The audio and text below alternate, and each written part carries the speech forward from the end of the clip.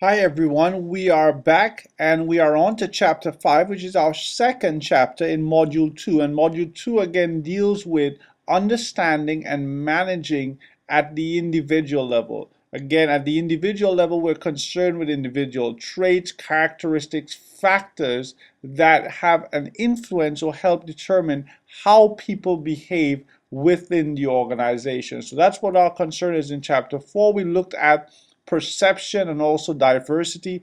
This chapter, we're going to really focus on the traits or the elements or factors that make people different and that promote that level of diversity that we saw in chapter 4. So we're going to look at some specific individual traits, characteristics, elements that can help us explain why people are different, why they perceive the world differently, and therefore why they behave in certain manners.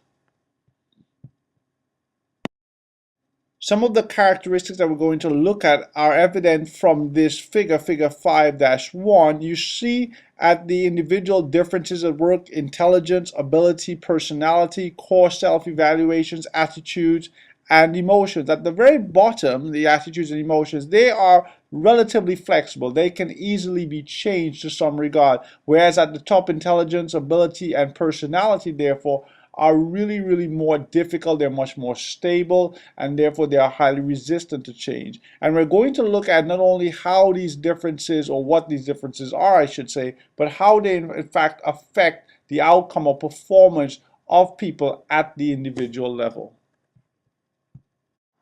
The first trait, the first element that we can see differences among people, among individuals on, is the element or the factor of intelligence. What is intelligence here? It's defined as the capacity for constructive thinking, reasoning, and problem solving. So when we talk about someone's intelligence, we're really talking about their ability to think, to make sense of the world, and to deduce and formulate decisions based upon the knowledge that they have processed, that they have.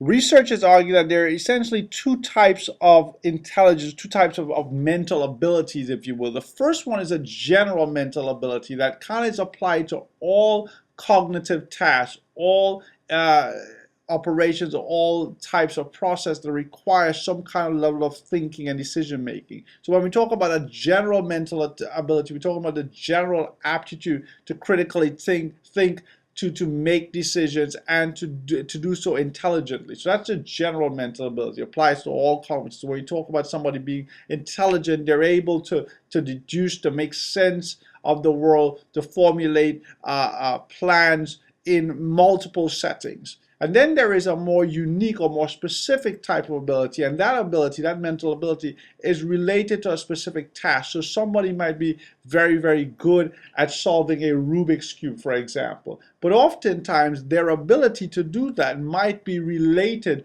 to just a general mental ability as well, a general cognitive ability. So there is the general perspective on intelligence, and there's also the unique perspective of intelligence. And that leads us into this concern or this consideration of there being, in fact, multiple intelligence elements. Meaning that when we consider someone to be intelligent, we don't just look at a general intelligence level, but we also look at different areas of intelligence that this person might possess, which might help us to solve the riddle why someone might not perform so well on an IQ test, but may be fantastic in terms of playing the piano because they have that unique intelligence in that area.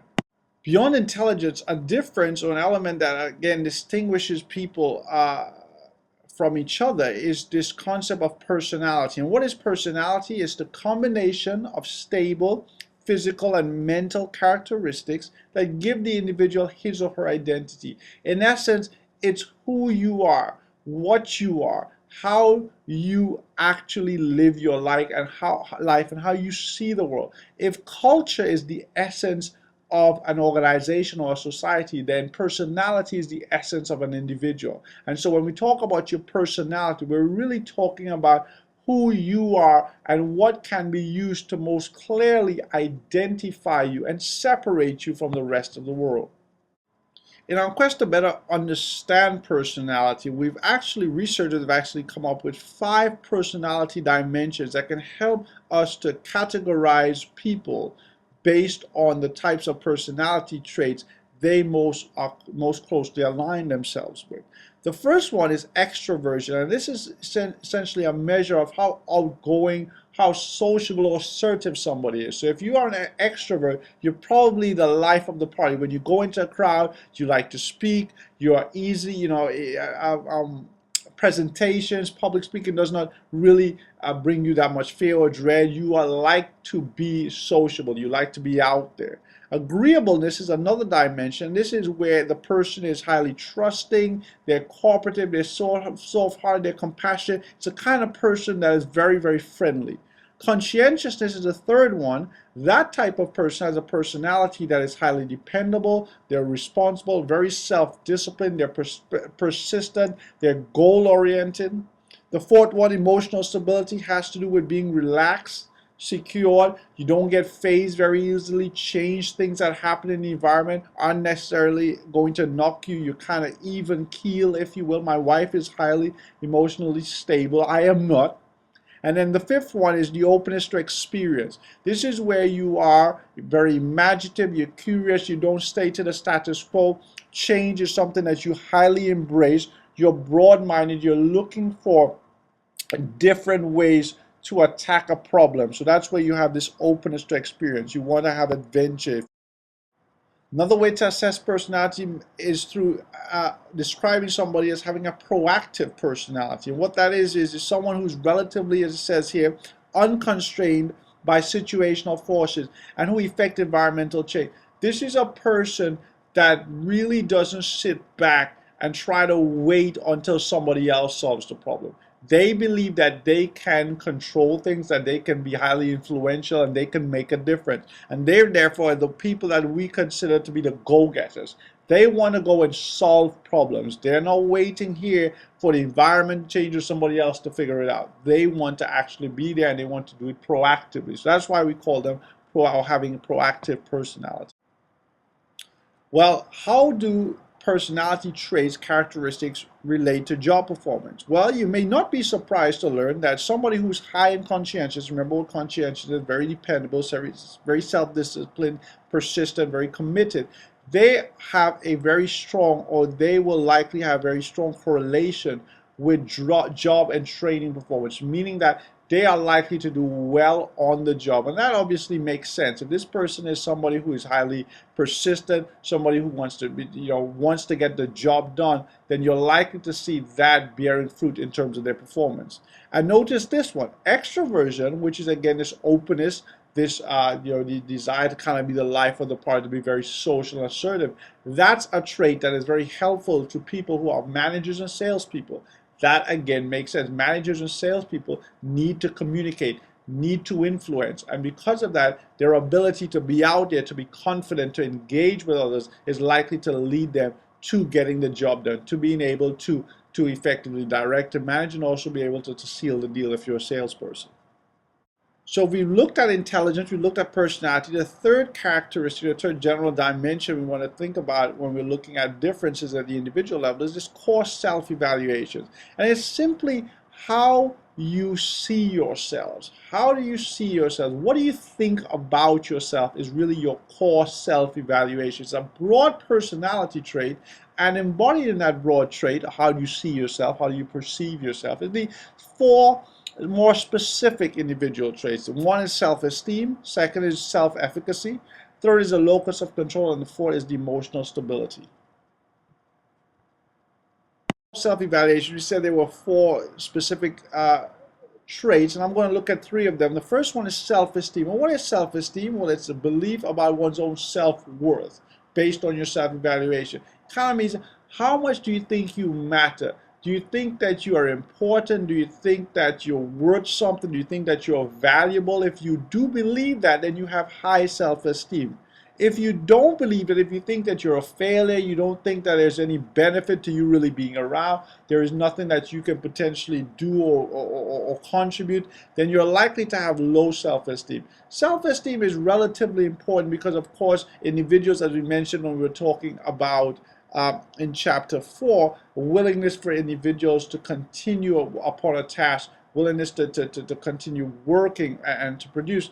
If they don't believe in themselves, they don't believe that they're worth anything, if they believe that they're kind of the reason that they're a failure, and failure is because of their internal factors, remember Kelly's causal attribution, then they will have low self-esteem and will not be necessarily willing to perform. But that does not necessarily mean that people with low self-esteem can't be good performers. So the correlation or the relationship between self-esteem and performance is not as clear-cut as it may seem. But still, self-esteem is important and does contribute to a person's and individual's well-being and their ability to perform. Recognizing the importance of self-esteem, the question might be asked, well, can it in fact be improved? And it says here, lower self-esteem can in fact be raised more by having a person think of desirable characteristics possessed rather than undesirable characteristics possessed. Now, going back again to perception, remember when we talked about the perception process, the social perception process, we said that the first stage is attention. What gets your attention? If you remember, then there was this concept of a negativity bias, that as individuals, human beings, we tend to focus more on negative information, and that becomes more salient to us than positive information. This might be an actually exacerbated situation or case in terms of a person with low self-esteem. They might be so are consumed with what they do poorly or things that they are lacking, their weaknesses, that they may not be able to focus on what they're actually good at. And so by having them think about that, by emphasizing those things, you can in fact improve their self-esteem. They can see that there is some worth, there is some value to them, and they then can use that to help motivate them to perform. The next trait within core self-evaluation is self-efficacy. And while self-esteem is kind of how I think about myself, what worth do I place on myself, self-efficacy has to do with my ability, or my belief, about whether or not I will be able to successfully accomplish something. So if I am high in self-efficacy, I believe that I can do this thing and I can do it effectively. If I am low in self-efficacy, I might have this, or I might create a situation of what's called learned helplessness. And it's a severely debilitating belief that one has no control over one's environment. It's kind of like, oh, poor me, nothing can ever go right. There's no way that I can do this. It's kind of all up to the environment. My situation has kind of disabled me from being able to be successful here. So that's this learned helplessness that can come about because you don't believe in yourself, you don't believe in your abilities. Well, this model here kind of gives us an idea of what contributes to self-efficacy, and there are three elements. There are four elements. One is prior experience, and that prior experience is basically, have you done this before? So if you've done something before and you've done it well, it's likely to lead you to believe that you will have success in the future with that task. Another thing that contributes to self-efficacy is behavioral models. What is that? It's that you are able to see others doing it, and you're able to see how they do it, and that kind of helps you to believe that you too can accomplish it. So for example, if you're kind of on the playground when you're a little kid and you see your friends and they're able to jump on the monkey bars, that kind of gives you a sense of confidence that maybe you could do it as well. Persuasion from others, when people are kind of motivated you, oh man, listen, you can do this, I believe in you, you're absolutely able, you're going to do this well. That can improve your belief, your self-efficacy, your confidence in yourself. And your assessment of your physical, emotional state. Let's say that you're about to do something, child, you kind of feel good, you feel, okay, this is the time, I think I'm in the zone here, I think I'm all ready. Right? That's going to contribute to it. Now, if you look at the opposite, if you've had a bad experience or little or no experience, if kind of you have no behavior models around, pretty much nobody's able to do this, so you're thinking, okay, who am I? Then nobody's really persuading you. Everybody's kind of thinking, that this isn't going to work out. And then you feel like, what, mentally, physically, I'm not ready. Then you're not likely to have a lot of self-efficacy. Well, what are the implications for self-efficacy in terms of managers, in terms of organizational behavior? Well, it shows, or research has showed us, there's evidence that managers need to encourage their workers in terms of nurturing their self-efficacy, and they also need to encourage themselves. Because if you try to nurture or you nurture this self-efficacy, there has been seen to be a positive correlation between efficacy and job performance. So if I believe I have the ability to do something, I would tend to do it better than if I don't believe, if I think that there is a great chance of failure. And so managers, one, have to believe in themselves and their abilities, but they also have to find ways to ensure that their employees, the people that report to them, also believe in themselves, also have the confidence in their ability, and are also therefore willing to do or to perform in the manner that the organization requires of them.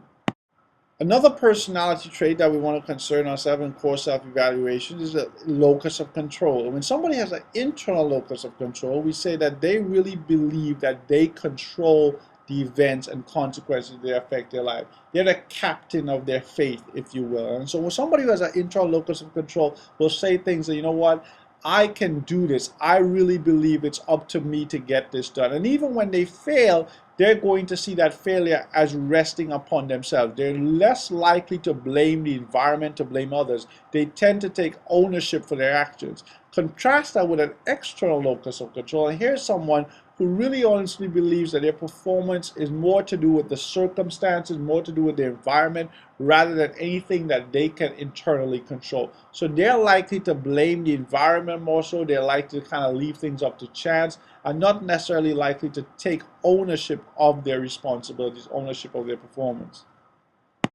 And much like what we've seen so far, internal locus, people with high internal locus, they are likely to display greater work motivation. The reason is simple. They believe that the more effort they put in, the more likely they are to perform at a high standard. Internals also have stronger expectations that their effort was going to lead to that performance. There's a stronger relationship with internals between job satisfaction and performance, because again, they are going to be, if they're satisfied, if they feel satisfied in their job, they're likely to put more effort into it because they now feel they can control their destiny.